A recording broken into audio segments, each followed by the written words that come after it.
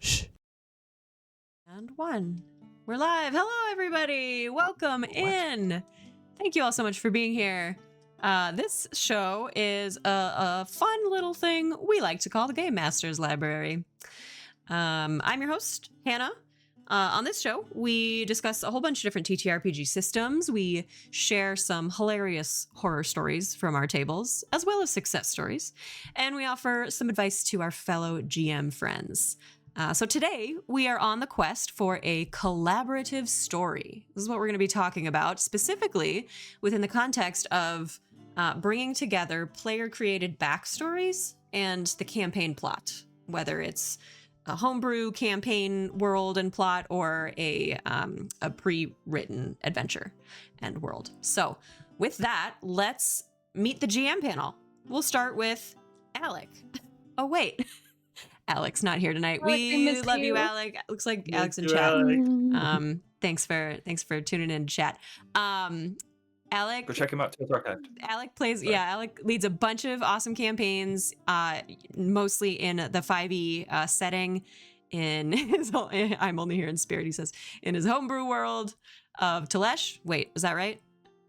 Aosha. Telesh is in Aosha. Got it. So go check out Tales Archive for sure. Button, tell us who you are, what systems you like to GM, and how people can find you. Hello, I'm Button. My pronouns are they, them. I'm Blue Button on social media. I currently play in Known Realms Telesh on Tales Archived as Echinacea Belrose, and on this channel, Stealthy Elf Productions, as Cressida in Unearthed Inheritance, as Sugar Pea in Outlaws of Alkenstar, and as Amanita in New World Rebellion.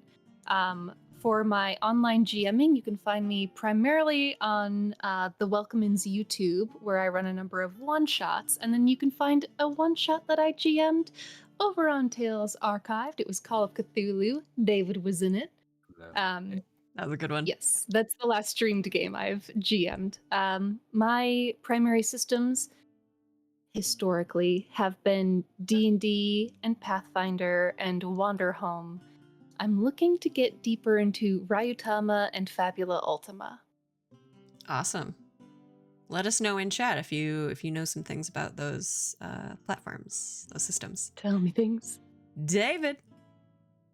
Hey guys, my name is David. My pronouns are he, him, and I am here on Stealthy Elf Productions a lot, playing Pathfinder 2nd Edition, and I'm also one of the players in our Terra Machia actual play. I've also been over in Tales Archived, did a run as Whistle in the Known Realms Telesh campaign, and I'll be involved in some upcoming projects over there. So that's me. Excellent. Ollie, or Lycus, as we say. Hello. My name is Ruler Gonzalez Rodriguez. You can call me Ali, or, as was mentioned, Lycus. Online, you go by Lycus. You can find me on all of the social medias as Lycus D. Stratus. And I currently run the Terra Machia game that'll be playing tomorrow morning. Should be good. No more depression, I'm sure. Next session will be really chill. There's always some amount of depression. Come on. Some of the little bit of depression. I am familiar with the Pathfinder systems. Pathfinder 2e and 1e was my bread and butter as a little baby child. I thought it was D&D for the longest time. I did not even know that that I was playing Pathfinder. Oh my god. And then Starfinder, especially now that Starfinder rework has come out, it's basically just Pathfinder 2e. But that used to be a whole nother world. Pathfinder First Edition. I've run one game for that, and that's something. Yeah. Cool. Thank you all for being here. Again, my name is Hannah. I'm your host. I am not a GM, but I have so many friends who are GMs, and I thought, hey, why not start a show about it? So here we are, talking GM stuff. I don't know if I'd call us friends. Wow. Says the husband. Yeah. I'll be filing divorce papers. Just kidding. So we're going to start with a fun little segment we call Hit the Rule Books.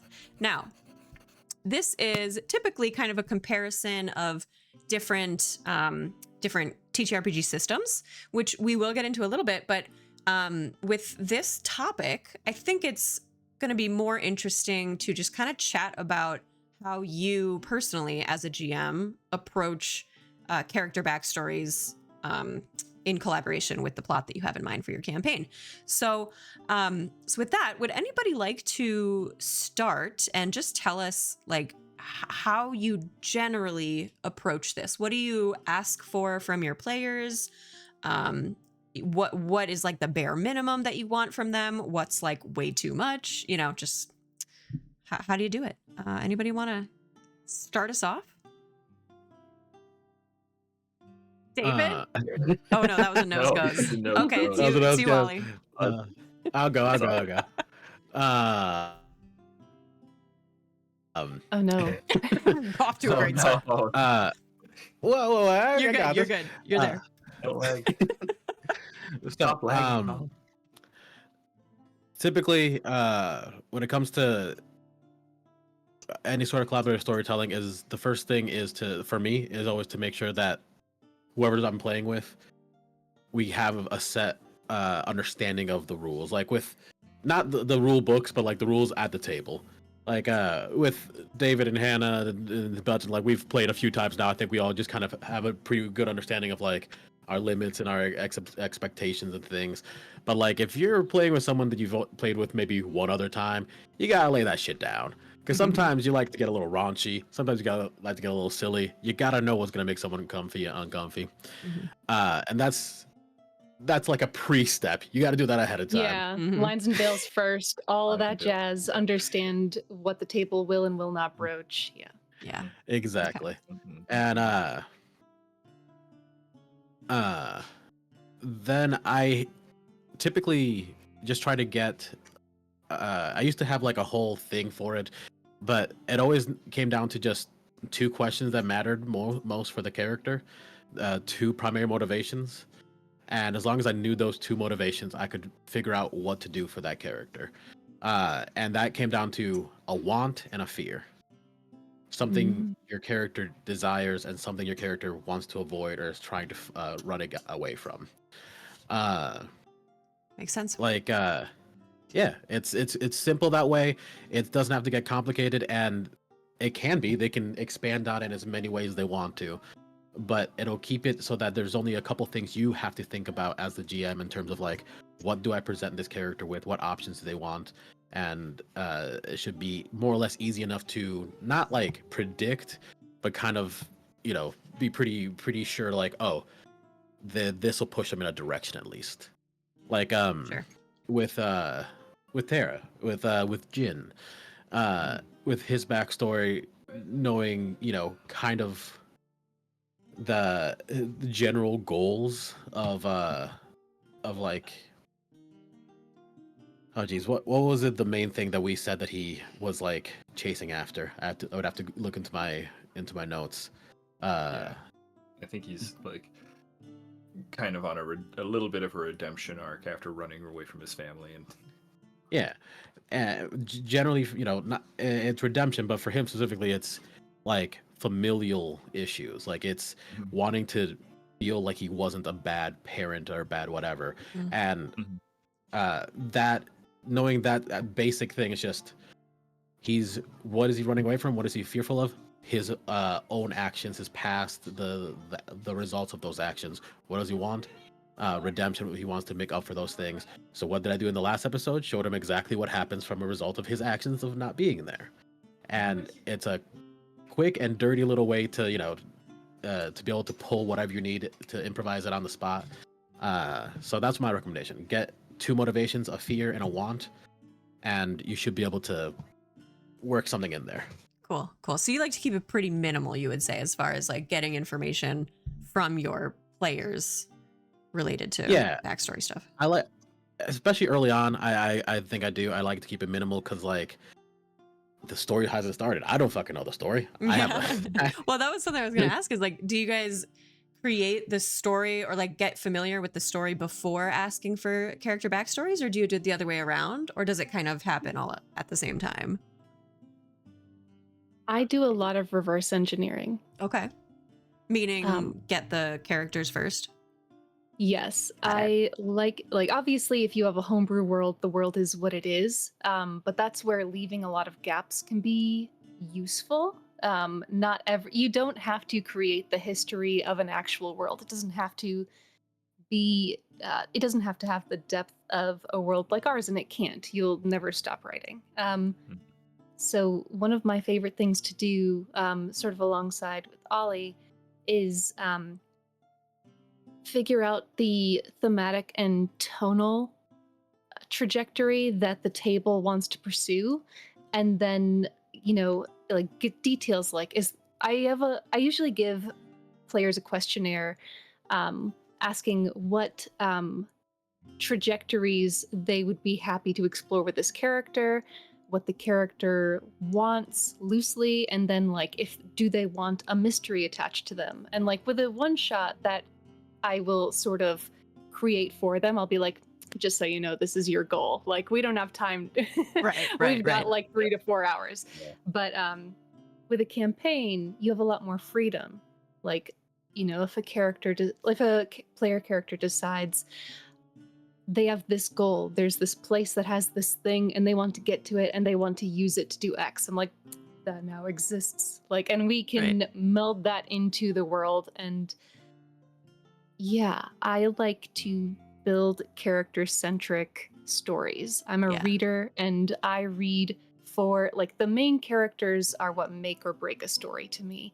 A world can be so cool, and if I hate the main character and in a way where it's not like you're supposed to because you're supposed to watch them grow, but I just find them irritating, I'm going to detach immediately. Like, yeah. Right, right, right. Yeah, totally makes Yeah, sense. 'cause we're David. experiencing this from that person's perspective, right? So, yeah. Yeah, yeah. Um, Characters yeah. first or plot first? So I've evolved over the years, and kind of like Button touched on something pretty important. For me, it very much depends on like what kind of thing I'm running, Mhm. like one shot, few shot campaign.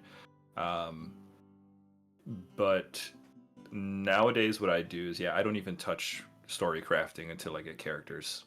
Mm. New World Rebellion is my most recent campaign, and that one is for me an example of my probably the way I'm going to continue doing it from here on out, which is until I get characters, I don't even try story crafting because Sure. I don't know what I'm going to craft for, right? I don't know what I'm writing.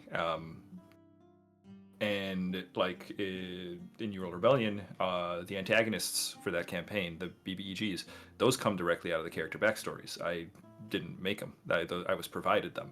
So now my job is just to run them. And if you're a GM, and a story crafter, you got a lot of things to do.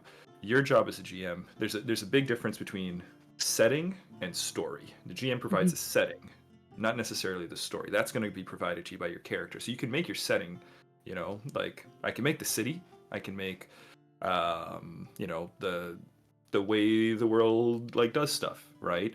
But the story itself is going to come from your characters. So, Yeah. but I've done it the other way around too. And a lot of times, if I'm doing a campaign, which I'm going to be breaking up into arcs, arc 1 will probably be the least character driven because it's going to be your tone setter, it's going to be your setting introducing kind of session. But arc 2 onwards, right, now we're talking like, okay, now where do the characters want to go, right? And then it becomes a lot more character centric. Sure. That's And interesting. yeah, but I also do a big questionnaire thing too. Like, Yeah, tell Yeah. us that's super helpful. tell us a little bit about what's on that questionnaire. What information do you like to collect about your characters? Big one is themes. That like right out of the gate, knowing what kind of themes a player is looking to explore with their character, what kind of things they want to hit on. That's important because that's going to tell you like, okay, this is how this is the kind of stuff that my characters wants to engage in. This is the kind of stuff my characters they are going to be representing. And if you want to craft antagonists, it's very helpful to know what the main character's theme is, because then you can I don't make very fleshed out characters. I make themes as characters. Yeah, I don't try to like do super. I can't embody a whole bunch of people, so I just make NPCs that are just exaggerated themes or embodiments of themes. And then the other questions I really like to put on my questionnaire are, one of my favorite questions is, what does perfect happiness look like for your character? I think that's actually a James D'Amato question that I got out of something that he does. And I think that's a great question because that gives me an idea of like, okay, what does victory look like for this character, or victory? Right. But what would this character like to see? So that's important. And then you use that Similar to that. to sort of guide the story towards that point. Is that what you use that for? Not necessarily, no. Okay. I don't necessarily guide the story. I put challenges in front of the characters and let them deal with it how they want to. Yeah. And as they make choices and evolve, they will be, making their way towards something. But I kind of keep it in mind. But it's good more to than know. anything, it's something that I want the player thinking about, Sure, right? In sure. terms of like getting into character. But yeah. You were going to say something, Button. Similarly to David, I like asking what the character wants, what the character needs, and what the character thinks they need. And I like driving toward it. Makes the player take a step back from the player character and identify the actual need, right? Like, they think they want like power over this, but what they actually need is like peace that this thing happened to them, right? Mm-hmm. You by separating those, like the extrinsic goal with the intrinsic goal, you can sort of wend your way around the extrinsic goal, and like even if they never achieve that, we're going toward the true need, right? Sure. That's the path that we're on. Yeah. Which is, like David was saying, identifying a theme is a big part of that, and identifying the tone of the character. And an important thing to me is identifying potential trajectories that a player character is interested in. So like, if this looks like if this becomes a tragedy, what tragedy would be satisfying to you? Like if this this is, a hero's journey, what does that look like to you? And, part of the collaboration of being a GM is wending your way down like a beautiful path rather than a straight line toward one of those goals that has been, picked out by the player. Yeah. So you gotta leave room. You gotta know these things in advance, but also leave room for it to evolve throughout, right? Exactly. And that's a piece of advice I would give. I think that checking in with your players regarding their character's trajectory and whether or not what that looks like has changed since the conception, I think is super important. Oh no. Man, Getting that one went attacked by right for you. ladybugs. Yeah, did you see it? No. Yeah, it Right went on like my- right onto your eye.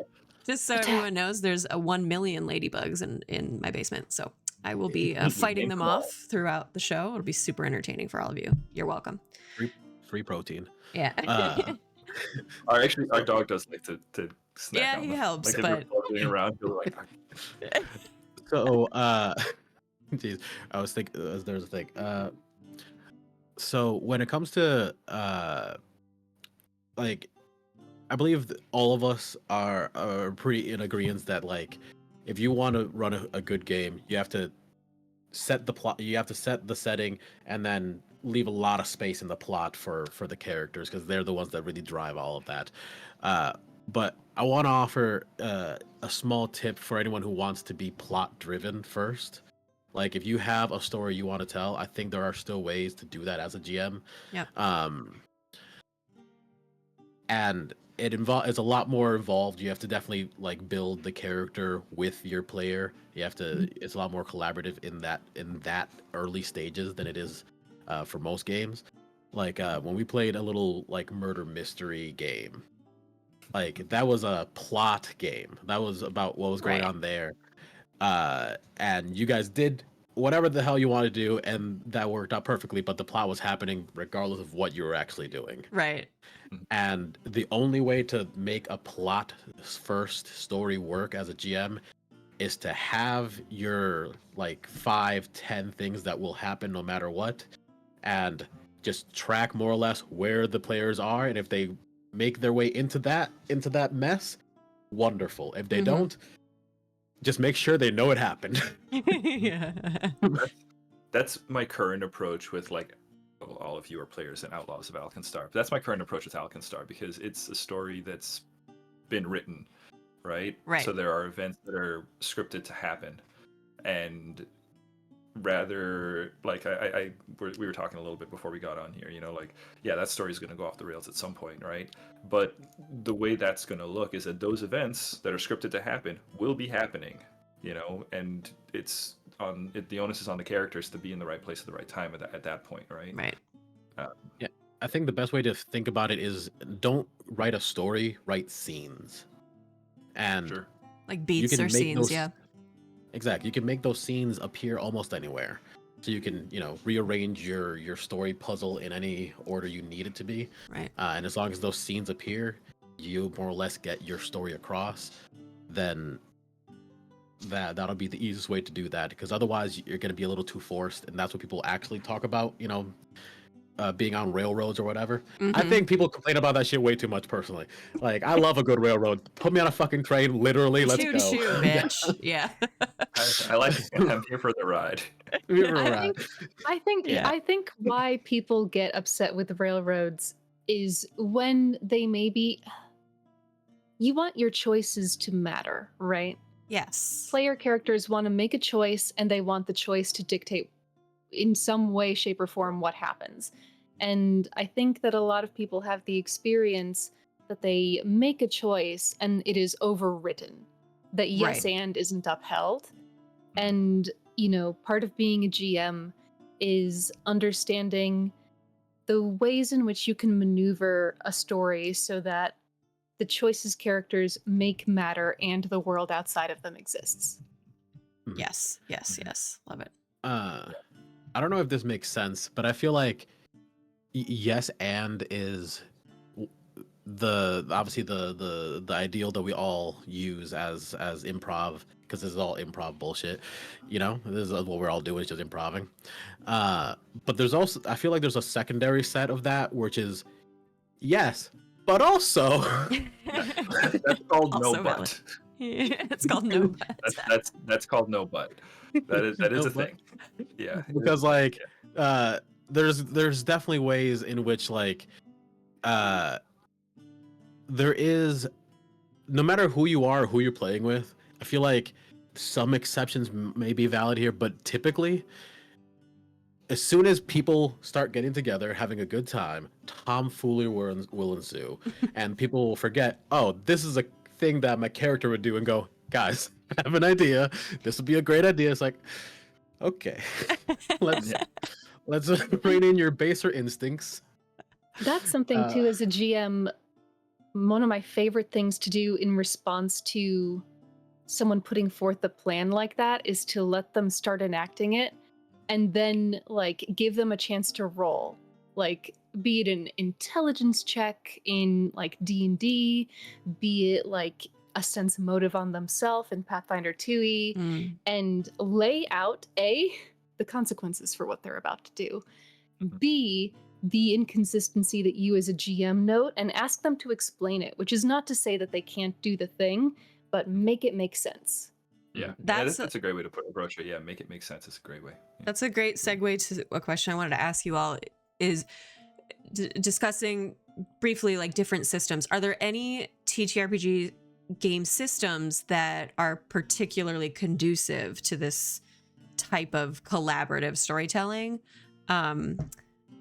You mentioned a couple things like sense motive on yourself in a Pathfinder game. That's an interesting mechanic to use. Stuff like that. I will say that's not necessarily what Button mentioned there. That's not necessarily like a thing in Pathfinder as like a rule. That's just GM instinct. I'm just making it happen. Yeah, that's true. Yeah. That's true. Very true. Yeah, that's good GMing. There are a lot of powered by the apocalypse games. One that I mentioned last time is Masks, which is just superheroes. And there's a whole slew of games that are using the same rolling system as powered by the apocalypse. But another part of the system for most of these games is a relationship system with the Mhm. other characters Mm. where your leveling or your powers or your abilities are dependent slash conditional with what characters are you're playing with, what other players are interacting with you in what ways, and that can lead to some really interesting situations where it's like, oh, I need to talk to this guy about his backstory so that I can get my fucking +1, because I know some people that's all they care about, Nigel. Fabula Ultima has something like that too, and the scenes that you were mentioning, Ollie, like scene structuring. Yeah, Mhm. yeah. Cool. What about Button? What about Call of Cthulhu? Because I know that you've GM'd a couple Cthulhu games, right? Yes. Yeah. What do you Yes. think of that And system for this kind of stuff? that system is very interesting because, first of all, I homebrewed a little bit around it because I think calling something like insanity is maybe a little insensitive and out of Sure. touch. But that game essentially dictates your character's state of mind as you progress. So there's actually a lot less freedom, specifically in Call of Cthulhu, Mhm. around how your character engages with the world, which I find very interesting. Like the game tells you this is your mental state. And Right. that's really cool. That's a really fun thing for players to like get to engage with and to use as a guiding light. Um I will say that it's actually not my favorite for Oh, that really? reason. Yeah. Yeah. Yeah. That makes sense. Yeah. Yeah, yeah, it's a tricky one. It's good for one shots. Yeah, Good to know. yeah, it is definitely a tricky one to do like a campaign. I can't imagine a Call of Cthulhu campaign. Holy crap! Dungeons and I Daddies think are I'd be doing it. emotionally. Yeah, that's true. They are Really? doing it. Yeah. Yeah, Yeah. they are doing it, and they're having a good time with it. They But are. yeah, it's but they're also like a very like loose kind of table. I'll Yeah, they always remember are. there was a Dungeons and Daddies episode where they were playing D&D, and the GM goes, "Okay, guys, so what's your movement speed?" And then one of the players goes, "We have a movement speed? I've never even I looked at don't my know. character sheet, man. I've just been saying shit," and that's great. Collaborative story. Like that's also a great that I will say.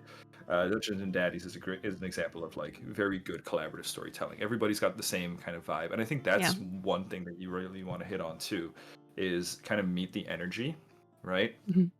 of where folks are at. So that's why it's always good to play with friends, or maybe even get to know each other before you play a game too. Yeah. Like Yeah. so you can kind of know how to bring each other into a story, kind of thing. Yeah, gotta get that zero sesh, chill and talk time. Heck yeah. We could do a Table whole coherence. episode on zero session stuff. I'll put that on the list. I think it's on the list. Okay. somewhere. Good. Yeah, I think Well, so. I have a question for all of you. If you could choose between two types of players creating a backstory, which one of these two options would you prefer as a GM? Lordy. The first is the one who creates like a 38-page backstory with so many details, and the other is like 3 sentences. Which of those do you prefer as a GM to work with? Just hop in. Anybody? Yeah, I'll say the 38 page I kind of like. Honestly, for personally, that's a preference for me Okay. because I'm not doing a lot of story crafting until I have a character. Mhm. So the more a character gives me, it's one of those things. The more you put into it, the more you're gonna get, Sure. right? Of course, you will have to review it and discuss like, okay, I don't know if this necessarily works with mechanics or whatever. You can also, another thing I've seen happen too, and this happened to me, is missing the vibe kind of thing. Like if you're doing like, I mean, you guys know we do post-apocalyptic stuff.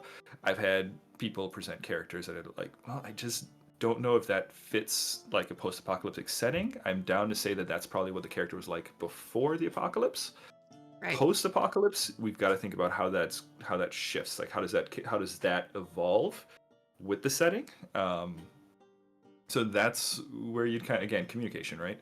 Yeah. But yeah, short answer, the 38 pager. Okay.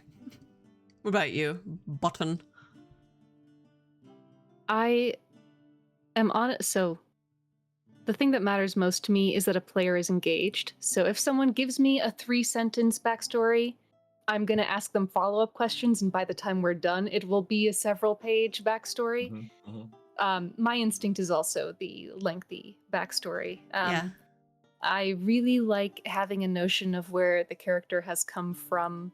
And beyond that, one of my favorite things as a GM that actually helps weave together the backstory with the plots is pinpointing motifs that I can use to grab a player's attention. Ah.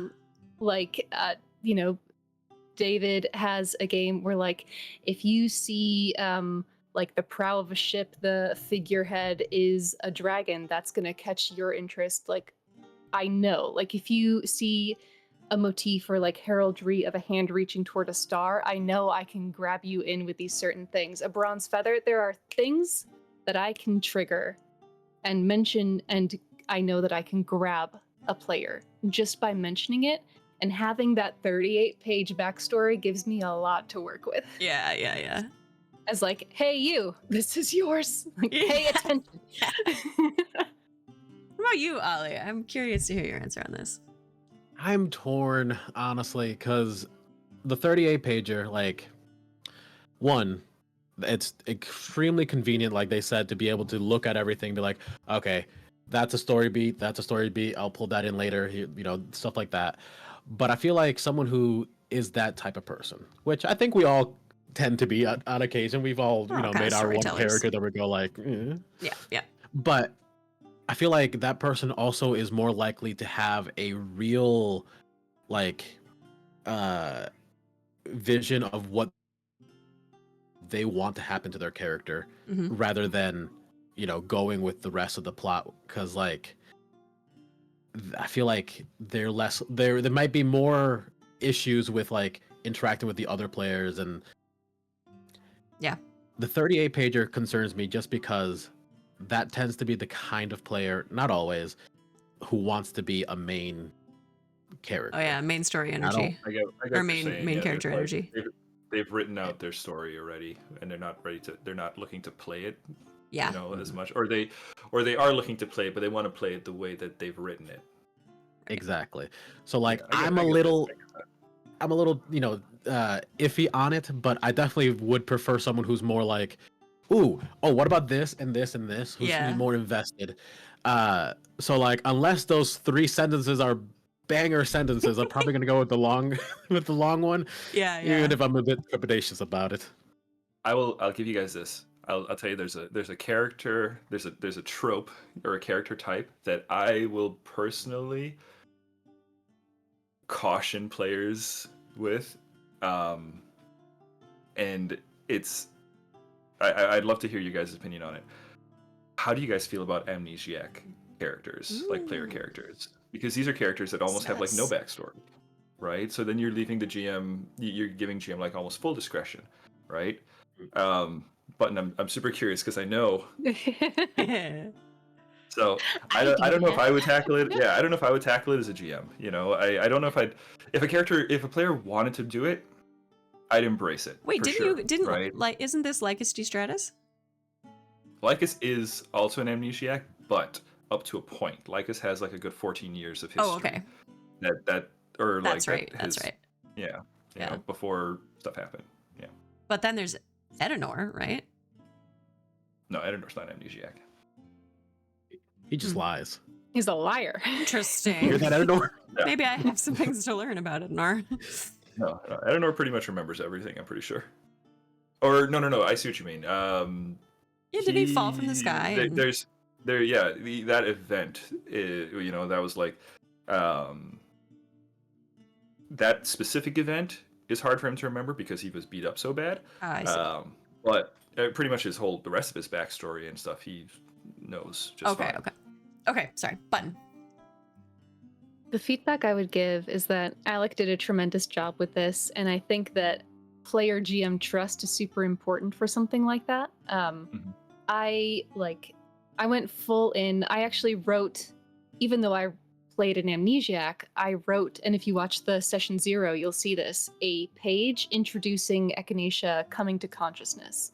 So I crafted the scenario into which Echinacea came, and found themselves with like Casimir. Yeah. Like I crafted that character despite the fact that I didn't know Echinaccia's backstory, and I crafted like I didn't say the Magus Arcanum, but I kind of knew because I'd watched a previous campaign that that's who it would be, taking Echinaccia into custody, and I wrote, the memory of them reaching their hand into someone's chest and pulling out a heart. So there's this sense of like, I know the vibe.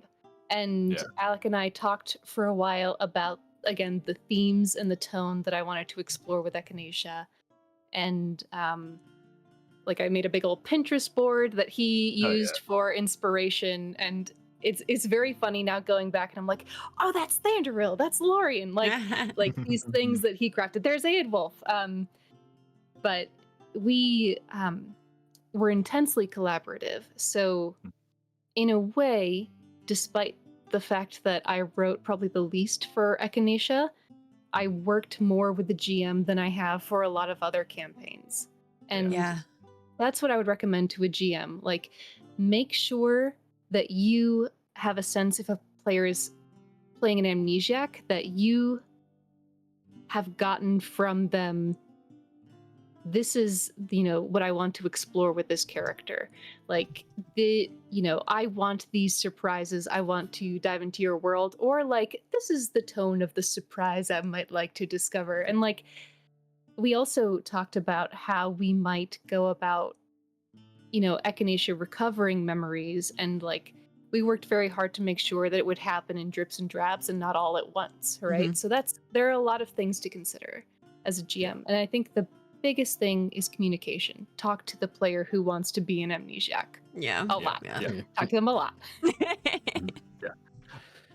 think we're going to find that similar to last GM library, a lot of this is going to come I down have to not dealt with someone who wants to be an amnesiac Yeah. before. Right? You say that again, Ali? Oh, I was just like, I don't have experience with anyone who wants to be an amnesiac, but like you said, Lycus has a little amnesiac-ish backstory in there somewhere. And there's just something so enticing about like, hey, I want to, here's my story, but also this chunk, I don't know jack shit, just fuck me up. Whatever's in there, you you tell me. Full It's just creative something, freedom. yeah, it's just something kind of fun about like, let's see what happens. I want to see what comes of it. Well, you're a little bit of a chaos agent in general. That's true. We love it. I also do think it fits well with like the theme of the story that I with Lycus, where it's like he's very forgiving. Like your past is very almost irrelevant to him. Like Clink or whatever other characters, it doesn't really, we don't care. As long as you say, hey, from now on, this is who I want to be, we're good. Don't fuck up, things will go badly, but other than that. I think that's one fun way to approach it as well with an amnesiac character is the reforging of that character, right? Yes. Like And that's where the story that's lies, really.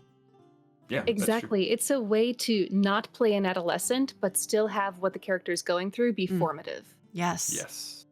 True. Yeah. True. Yeah. In a way, they're like they become almost more receptive to the events of the campaign because that is the thing that's their primary, or that's like, I think the word formative is perfect. That's the formative influence on them, right? Yeah. The events of the campaign. Right. Yeah. Right. So they become almost like, they become very tied to the campaign in a way. So yeah, it is a tricky one in terms of like, character backstories. Amnesiacs are tricky, I think, but communication is key. Yeah, tricky, but can be super fun if it's the right, GM to player match. Yeah. Right. Okay. 100%. Well, we're about 40 minutes in. We're going to shift gears here and transition to our next segment, my personal favorite. This one is called the Crit Fail Archives. So we're heading over to the archives to tell some horror stories from your tables, and I can't wait to hear them. I gave you a little bit of, creative freedom in coming up with this because I don't think we want to mean, we all play together. We all kind of GM for each other. So we'll see where these stories come from exactly. But who wants to start? I think. Did you want us to go? No, you're waving a pen, man. Go. Do it. Do it. Oh, you're You're muted, muted, bud. though. Ah, okay, I'm back. All right, hit us. So this is a story from when I was a wee lad. Nice. Little high school me. And my high school friends are playing Pathfinder 1, and we're having a great time. And I have a friend, his name is Brandon Rowles. If you're watching, you watch sometimes. Hey. Hi, Hey, Brandon. Hi, I love you, Brandon. Hi, Rolls. We played a game where he was not present for the game, and then he showed up one day because he's just what he does. He just kind of appears sometimes, and he goes, "Hey, can I play?" So we quickly whip him up a character sheet. He joins the table, and does not know how to play at all. He has no fucking idea what he's doing. And we got to a point where we're like, "All right, this is the situation, whatever." And he's like, "Okay, but what if I gamble? 20, this happens. 1, I die." You can imagine what he rolled. Oh my Yeah. God. When in doubt, yeah. Oh, Lord. And I don't remember what the character's name was. I think it started with a G. It was like Gribbly or something. For like months after that, we had a Gribbly's Gambit addendum to our rules in the Oh my home table, which God. is like, you want to get stupid? When I die. You want to gamble? I've never felt so alive. And You feel lucky? like, Let's see. there is no dumber role than that, but with someone who's like never played before, they have no idea what they're doing, and they're like, "Oh, every choice I made was bad," because they didn't know what was the optimal choice. So they're just on the verge of losing, or whatever, and they're like, "Can I just roll?" It's like, "Yeah, okay, bud, Yeah, just nice. do it." So there's someone who just doesn't care about backstory at all, just wants to roll some friggin' dice. Yeah, he was just in it to win it. Hell yeah. I get it. That's funny. Rolls. But it was good times. Yeah. And because of him and because of Gribbly's Gambit, I've lost multiple characters, just for the yes. record. That'll happen when you gamble. Worth it. Okay, who else wants to go? David, I think you had one. Yeah. I was talking to Nigel about this one because I wasn't totally sure, what character backstory moment, was an epic fail kind of thing, and then Nigel quickly within like a minute Oh, just no. popped out one name, Fenrir. Oh. So this was a campaign that we did. This was our first. This was our COVID campaign. Like I'm sure everybody has a COVID campaign, right? Oh yeah. But in this one, this was a zombie apocalypse, and the whole idea is that the zombies one of the sources of the zombies were they were biting people. They were bite each other and spread the disease because COVID was a thing. So we were like, oh, what if it was a pandemic campaign? What if we really lived in this? What if we really lived in it? So Nigel's character was Fenrir, who was a carrier of the thing, but not subject to the like super aggressive zombie behavior effects unless he failed his will saves. And he, so his character was a soldier who was arrested, and he's in jail, and these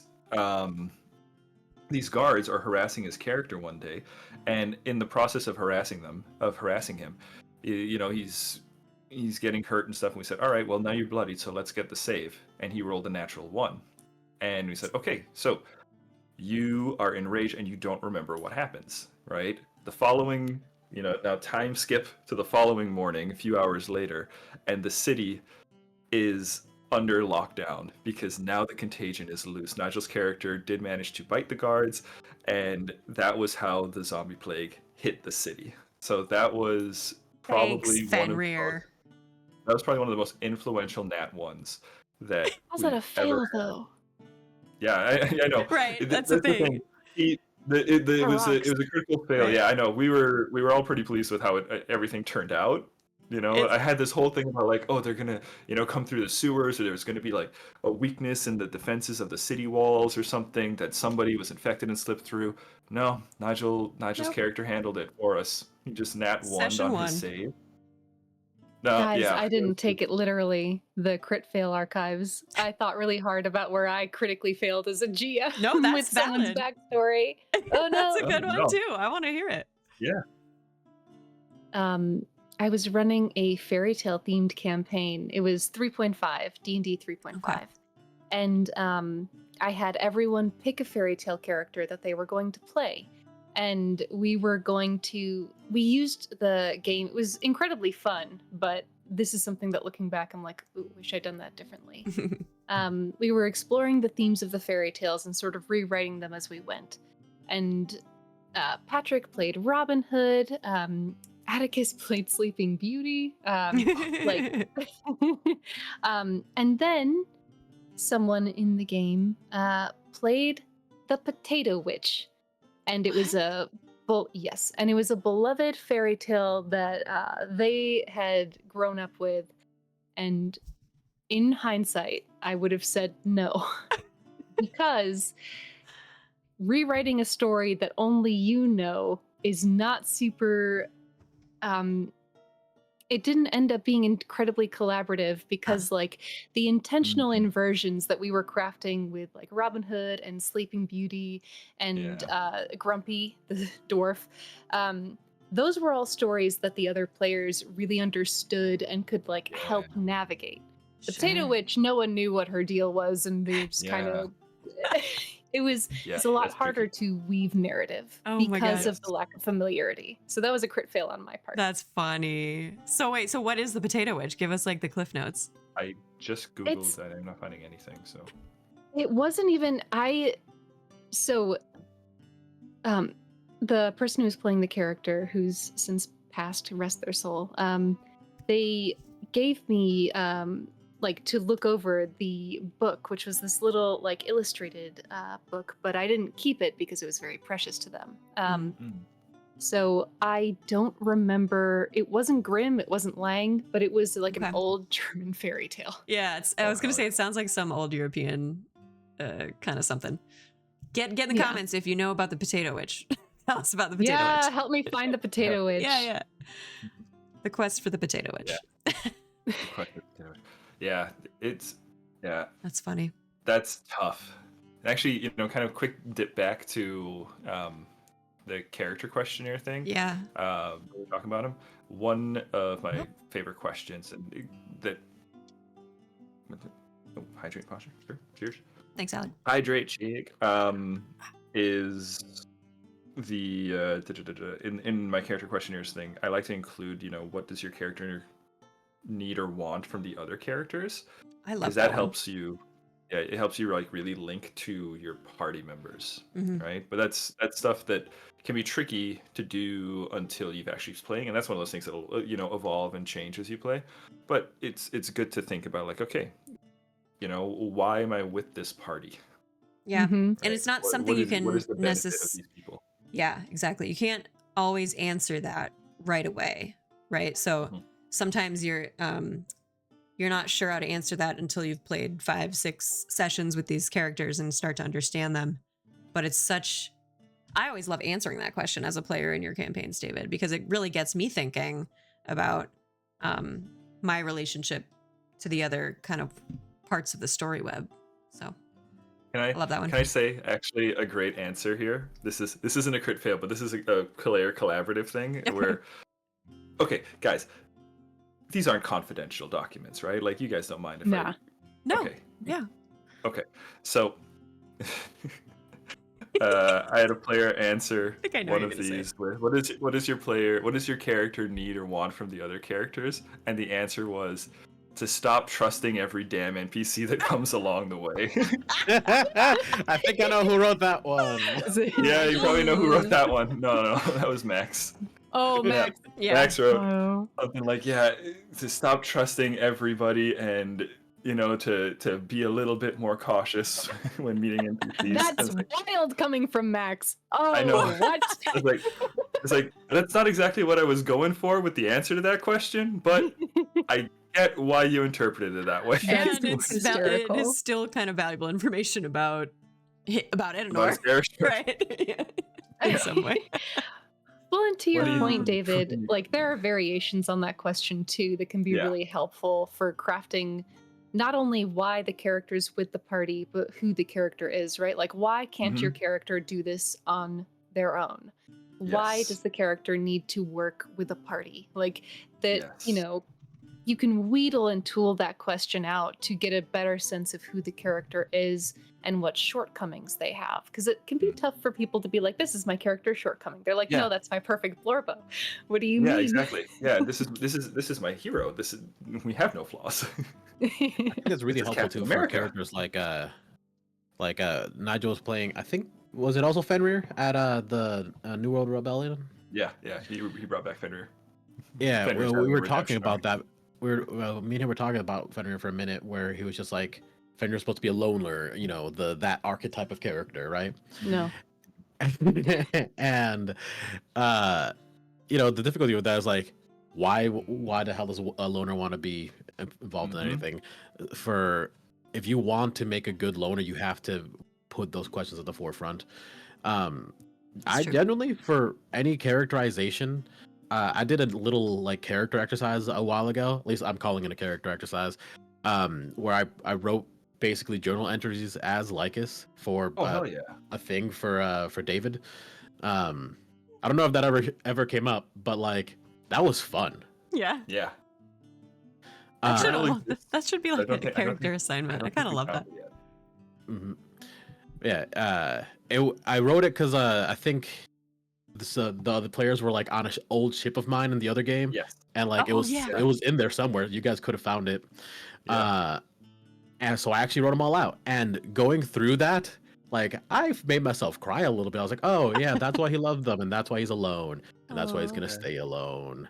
Yeah. Lycus' journal, sitting on Yeah. the ship, guarded by that flesh warp, that mean flesh warp. Oh. Yeah. Hannah. Yep. Spoiler. Probably walked right by it. Probably. It's Perception check wasn't quite high enough. Tricky. Well, it's tricky because it's in the room with the boss. Oh, and we didn't really look around in that room. Adam walked right by it. Yeah. Right. If it helps, there's nothing plot relevant, just insights into Lycus.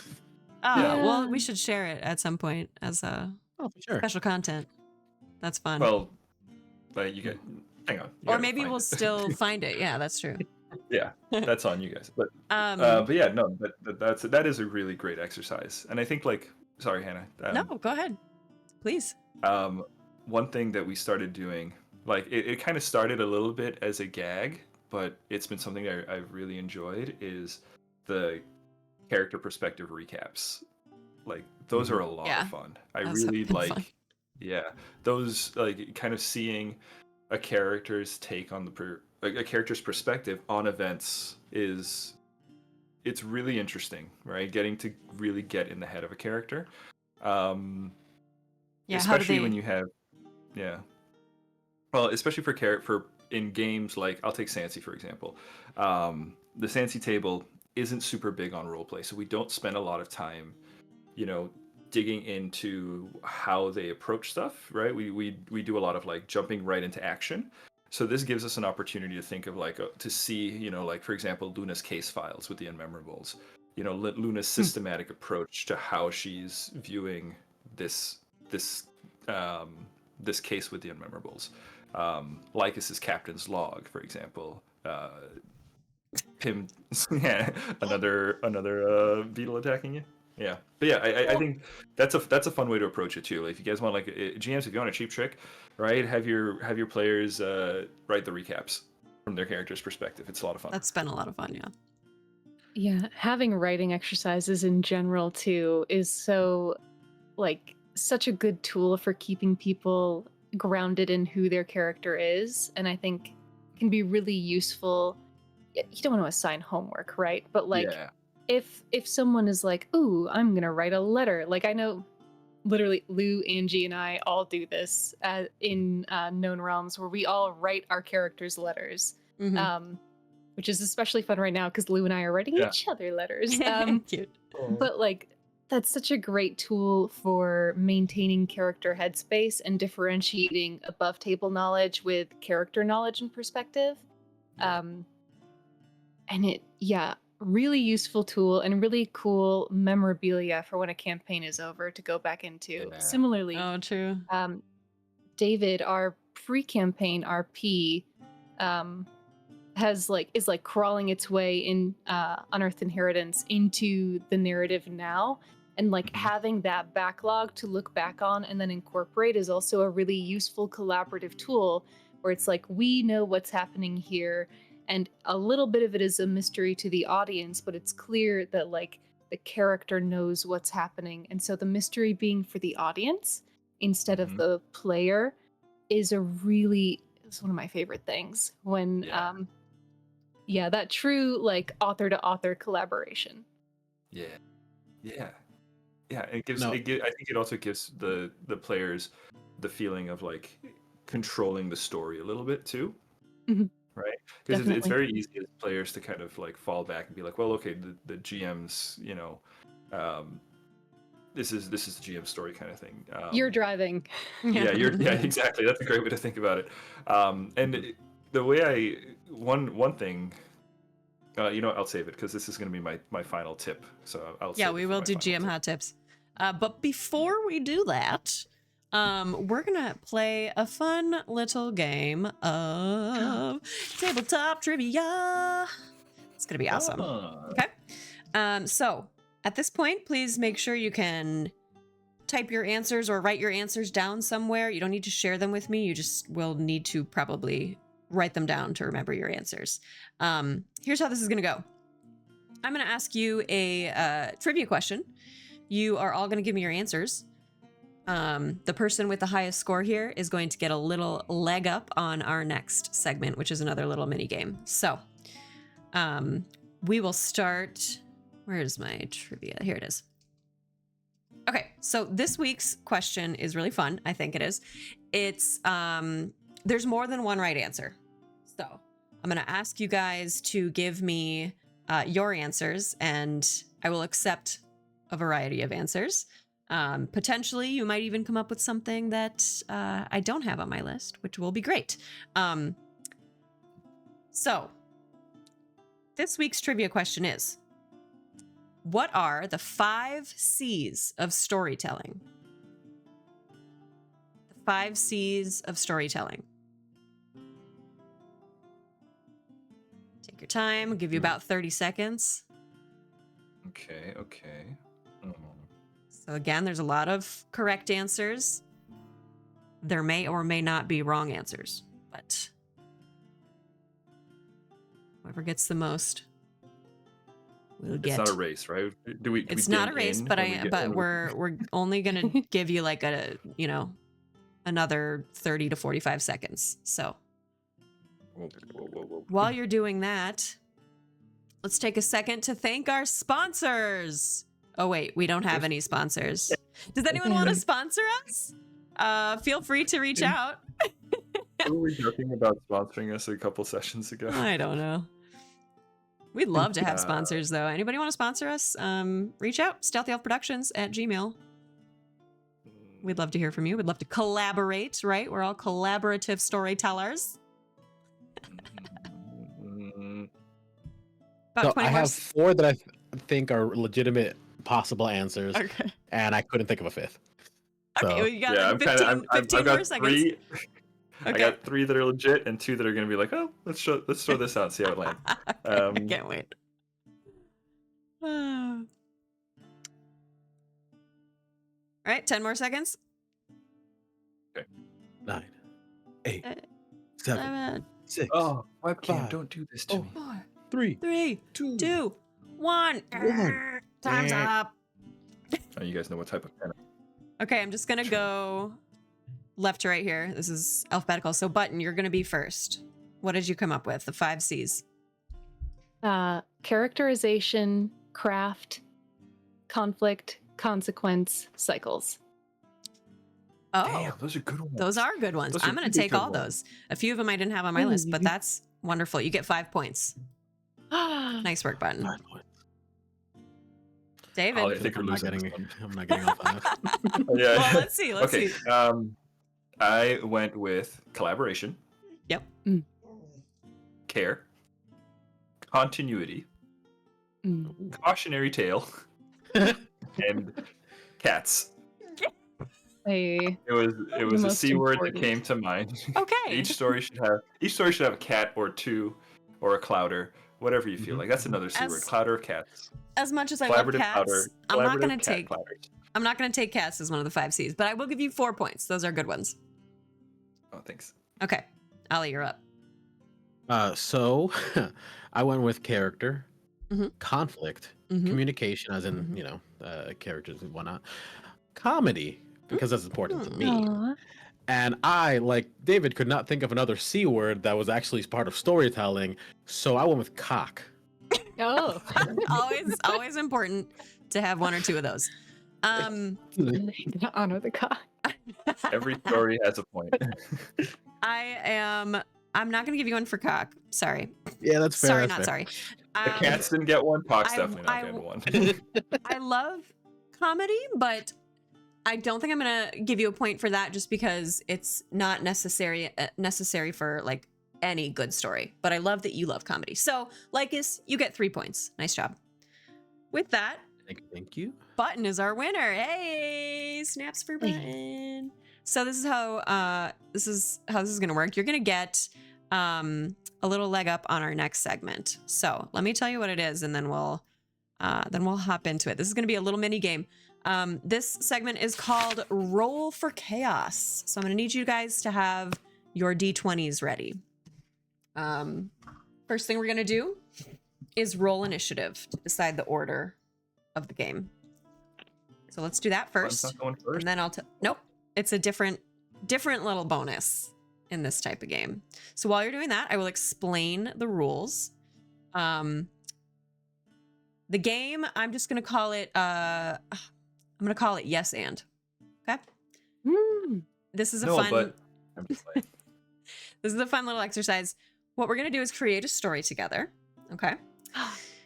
We're going to collaboratively storytell in short phrases. So, Oh, God. Okay. so you're gonna take turns telling this story. We'll go until it feels natural to stop or until it gets too weird. And Button, your advantage here is that you get to give us a setting for this story. You get to tell us a little bit about where we're starting with the story. So, Ooh. take a little bit to think about it, unless you got something off the dome here. But whenever you're ready, you can tell us. Give us a setting for our story. You want the initiative results? I do. Yeah. I got a 9. Got a 9. Got a 1. Oh no. Yeah, 13. 13. All right. So Button's gonna start us with the background setting, and then it's gonna go Lycus, David, Button. Okay. Okay. Our setting. An endless expanse of water unfurls below us, thousands of feet down, and we are in the air.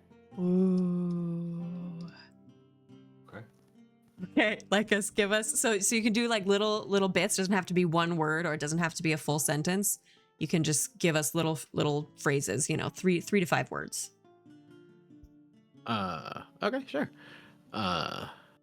Trin and Bale sit aloft on their thrones of cloud. Okay, David. Okay. They are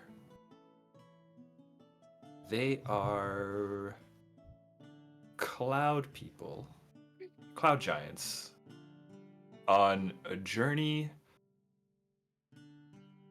somewhere. That's my phrase. They're cloud giants on a journey. Okay, let's just do sentences so that the next person knows when to hop in. So full sentences, Sure. yeah. Okay, Button, you're up. Trin and Vale set off toward the horizon that curved forever and ever, and yet the edge never came.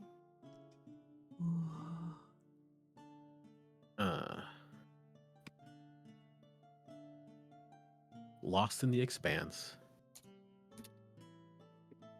Trin and Bale made their own horizon.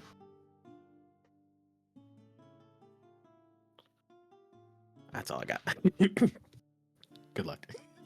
As for, yeah, they made their own horizon. It was. How do you make a horizon? Holy crap!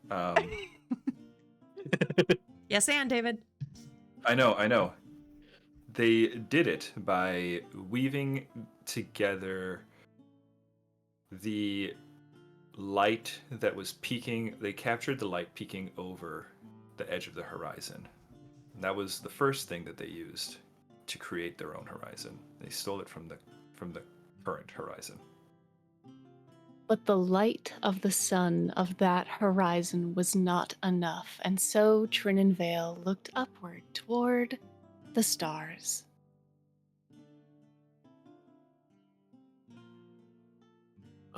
With the light of the sun and the glow of the stars, they weave together a picture to create a new world.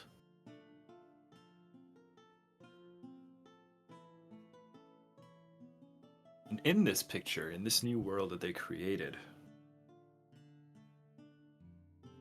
they and all cloud giants have their very own horizon just above the real one.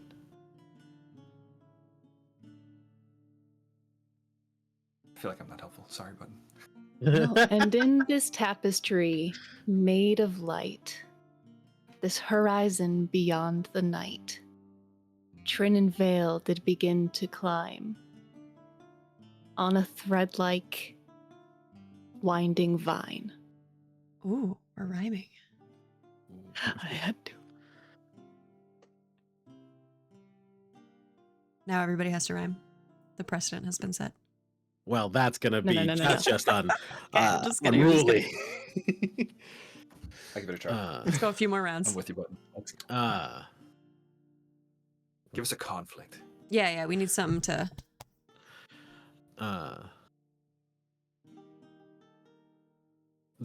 Okay. Upon the vine, they found time, they found love, they found each other, and they found progress. But they also found rot. Ooh. Rotten vine. No good. Ooh. The vine rotting upwards towards their cloud kingdom from the world below whose light had been stolen.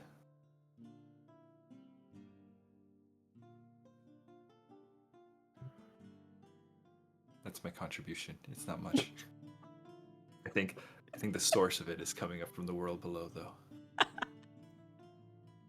And as that rot chased Trin and Vale up the vine, the thread began to crack, with Trin above and Vale below. That thread did there begin to snap. Oh, amazing.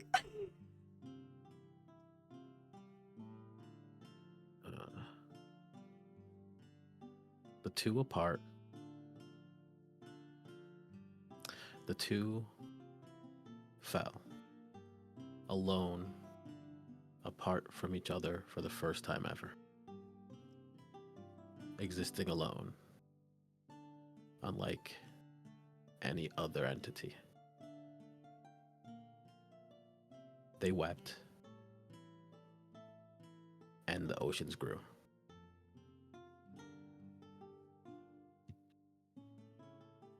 That's all I got. That's perfect. Yeah. Also, this is a creation story, right? We're creating a new creation story for some world. Yeah, I yeah, think so. yeah, right? I think Land it's a above and creation the myth. sea below. Yeah, yeah, Yeah. yeah. Yeah, exactly. I think This is our Trin. flood story. Yeah, Trin is the one who fell into the world below, I think. And down there, far from Bale, separated by the vast space between them, Trin begins to seek a way to possibly regrow the vine or find a way back up to Bale.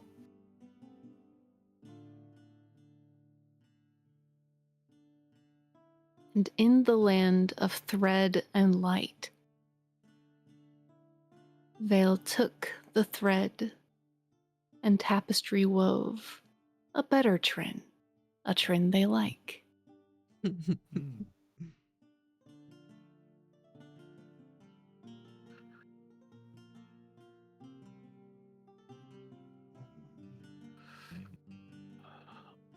Uh, How about we call this the last round? Let's wrap it.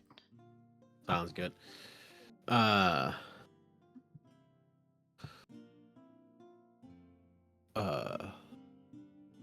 okay. With mold dirt and rotted seeds, Trin built another vine. A vine that pulled with it all of the lower earth's pain, all of the dangers, in search of their Bale.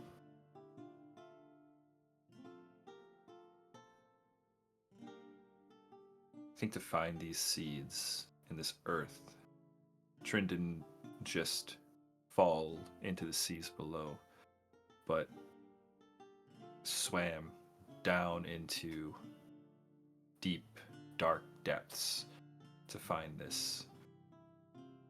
And on that journey, and in the crafting of this new, in the crafting of this new vine, I think similar to Bale, Trin creates something as well.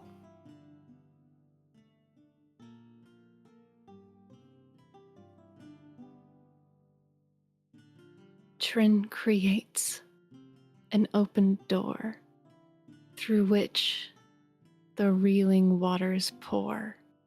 And when the world is drained of depth, then Vale will see Trin again. Solid. Hey. Nice job, you guys. Wow.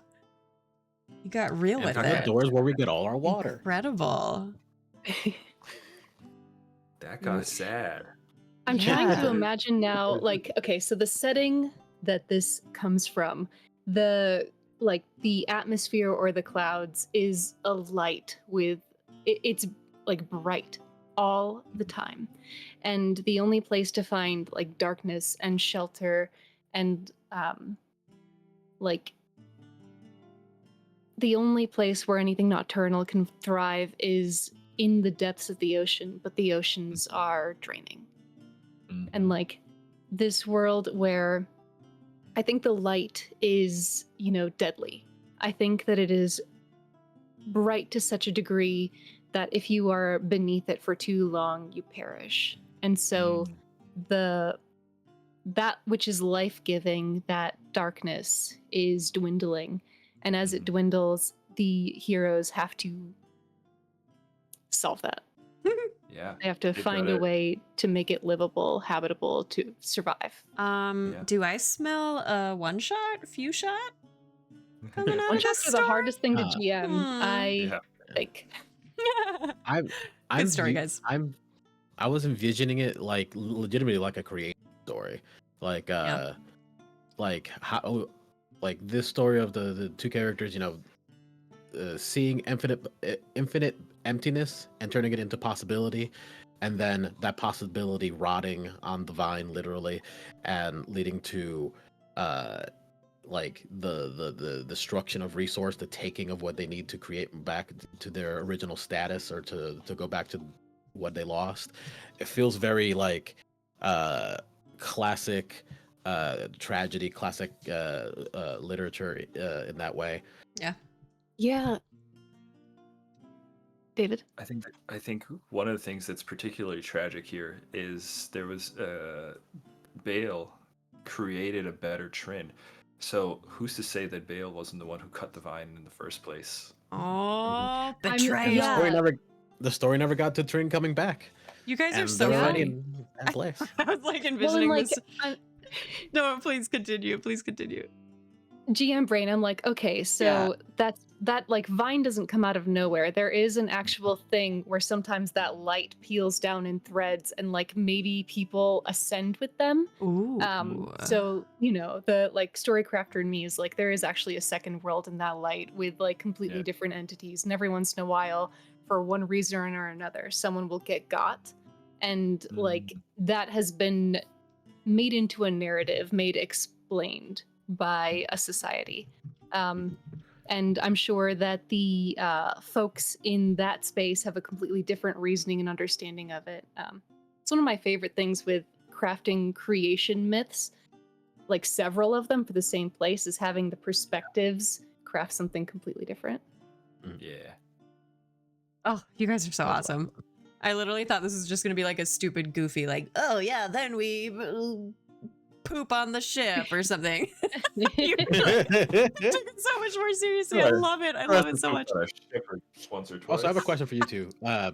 Were you saying Bale with a B or Veil with a V? Because I said Yeah. Bale with a B, but Oh. my Cuban ass mixes the B's and the V's. So Honestly, I noticed that both of you were saying something else, so I don't think I was consistent.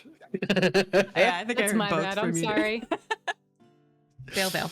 All right, guys. We're gonna wrap this with one final segment. It's a quick one. Maybe there is a veil. Maybe there is a veil. There's Trin, Vale, and Vale. Oh shit! There's a third. Vale has a twin named Vale. it's All right. Adam, Eve, and Steve. There you go. All right, let's ring it in. We're gonna finish this up with a very quick 30-second elevator pitch piece of advice for your GM friends in relation to collaborative storytelling. So GM hot tips is what we call this segment. We are going to start with Button. Quick Hang on. piece of advice. I'm sorry. I'm so sorry. Time out. Can we all agree first? The best advice is talk to your players, so we should Mhm. come up with something. Okay, sure. Okay. Yeah. for sure. Communication. Yes, that's a given. Yeah. In lieu of saying talk to your players, because that's what we all believe and we know to be true. Find Lie to them. Sorry. well, I'm going to take it back to something we talked about a bit earlier, which is motifs. Find the indicator that allows you to show your player that they need to lock in without necessarily saying, hey, you, this is for you, lock in. Mhm. Yes. You know, make the morpho butterfly very important in session 0. You know, Yes. have shears show up everywhere this character goes and have them maybe wonder what's that about. Make patterns for people to catch, and if you can, tie them into the backstory, because then the player has certainty that it's for them. Yes. Mhm. That's good. Make your players lock in and create that narrative consistency, and if you can, pick a motif that can grow and morph with the choices that a player makes. Awesome. Yeah.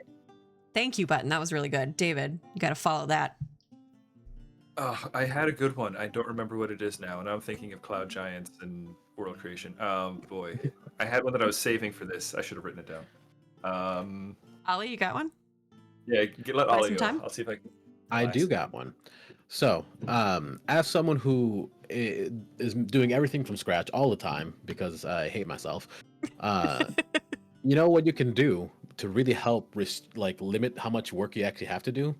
Give your players a place. Say, wherever you're from, you come up with the name, you come up with the Ooh. culture, you are the GM of this tiny swath of land, and then you go, mine, thank you, part of my new setting, Yes. thank you. That's really smart for like world builders. Mhm. Doesn't work so No, well for like adventure path stuff like that, but for creators, absolutely. I friggin' love that. 100%. It helped with David, your whole thing about like My lineage.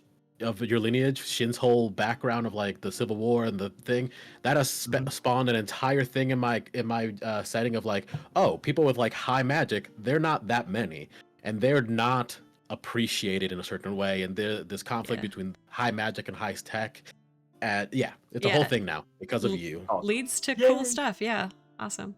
Yeah. Okay, I remember my tip now. Okay. And this is it kind of piggybacks off of Ollie's in a big way. All right? This is key.